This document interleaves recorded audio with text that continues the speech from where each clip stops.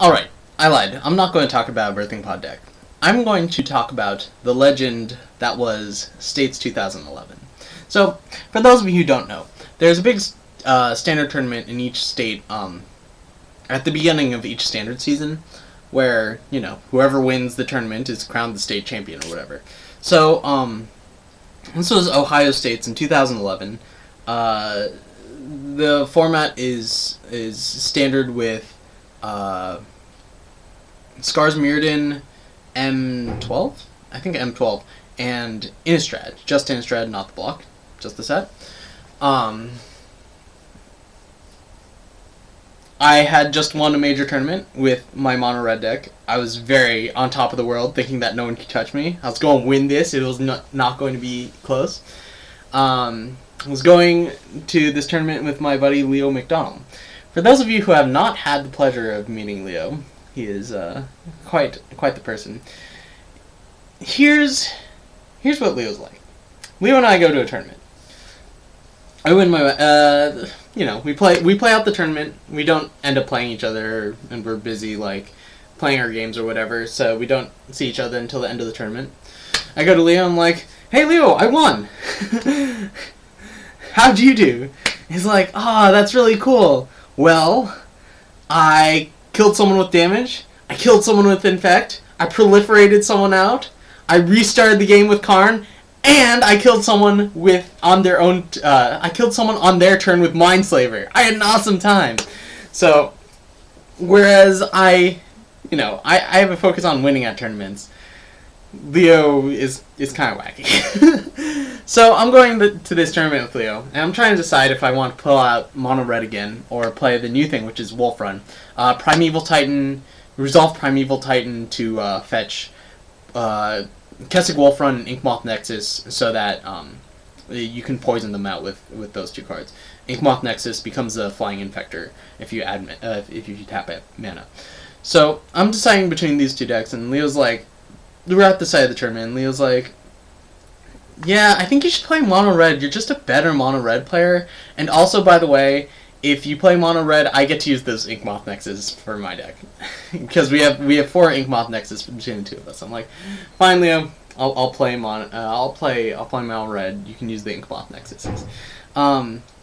Leo had been working on this, like, as you might imagine, Leo likes playing really bad decks. So he's been working on this like Treasure Mage, Trinket Mage type thing with Grand Architect. These cards aren't. All you need to know about these cards is that they're not very good. They're pretty synergistic, but not particularly powerful. So I lose my first round.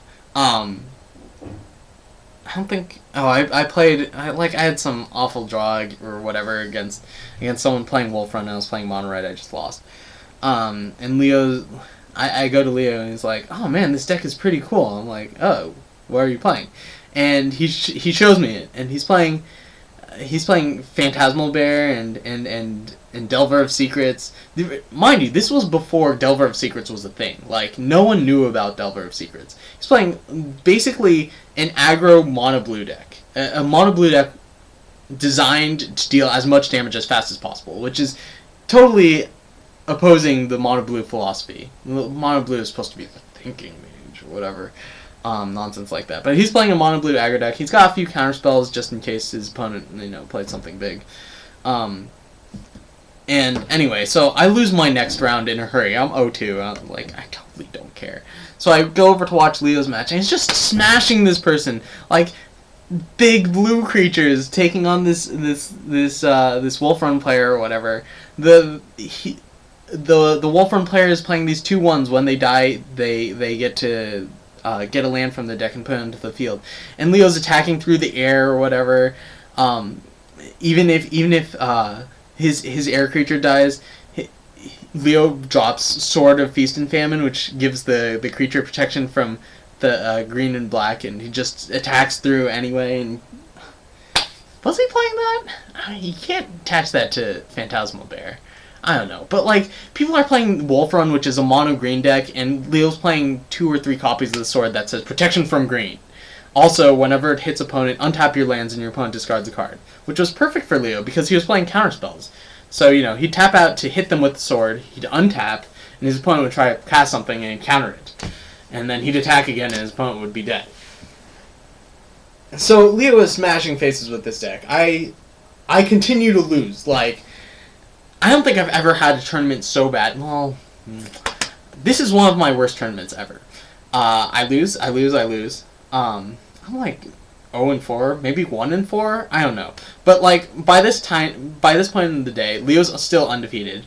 And I'm telling my opponent before the match, okay, I'm going to be honest with you. I'm going to play as fast as possible, and I don't care if I win or lose, because my friend's winning with this awesome deck, and I just want to watch him. So I'd finish my match, I'd win or lose, I don't care. And I'd go over to Leo's table, and he's just killing this guy. Like, this guy, another big deck at the time was Solar Flare, which depended on resolving 5 or 6 mana threats, 6 or 7 mana threats, or Unburial Rights. And, you know, Leo spends the first 2 turns playing creatures, and then he just waits for his opponent to play a spell, and then he counters it. And he's still attacking during this time, and his opponent just dies. So, I'm watching this game. Leo kills him in game 1, and his opponent's like, well, now that I know what your deck does, I think I can figure out a way to beat it. And they shuffle up and present their decks, and they draw their opening 7. And I'm watching this guy playing Leo, and he keeps this hand that's like, he's got like a Gideon or something. Gideon is an anti-creature planeswalker. He costs 5 mana. Point is, he costs 5 mana. And like a counterspell, and he's like, ha, this hand is going to kill you. And I'm sitting there like, no, it's not. You're just going to die. Just watch. So the game goes as follows. This guy goes first. He plays a land. He has nothing but lands for the first few turns. Leo plays a few creatures. He attacks. The guy's like, Gideon, deal with it.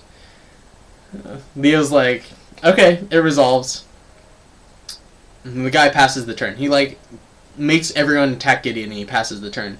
At the end of his turn, Leo casts Disperse on the Gideon, and it's returned to his, like, Disperse returns a non-land permanent. So the 5 mana Gideon is returned to the guy's hand, and he's sitting there with no board against Leo's 2 or 3 creatures or whatever. Leo plays a sword, equips, attacks, untaps all of his lands. The guy's like at 5. He's 1 hit away from dead. And he plays land. He taps out for Gideon again. And this time Leo has a counterspell. Like, he was so overconfident. I can't believe it. He was so dead.